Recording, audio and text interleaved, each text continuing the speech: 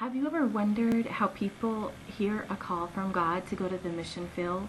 How they adjust to living their life in a foreign country, or how they finance that life?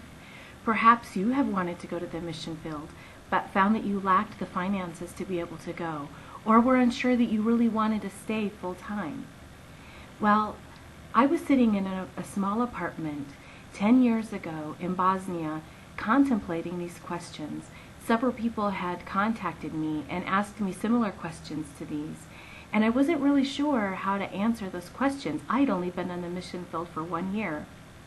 But as I began to contemplate how I could answer their questions adequately, I began to ask myself some other questions, such as, are we really doing global missions in the most effective way possible?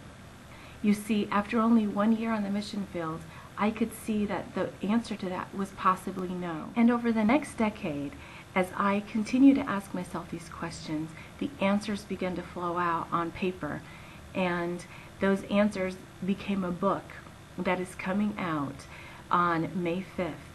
Overall, I have discovered that the answer to that question, are we doing global missions in the most effective way possible? The answer is no. We are not doing global missions effectively, not the way that we could. You see, we're living in a modern era, the 21st century. We have so much technology. We can do global missions far more effectively than we are. We can do it in a far more economical way than we are. And that is what I outline for you in this book coming out, the Missional Handbook.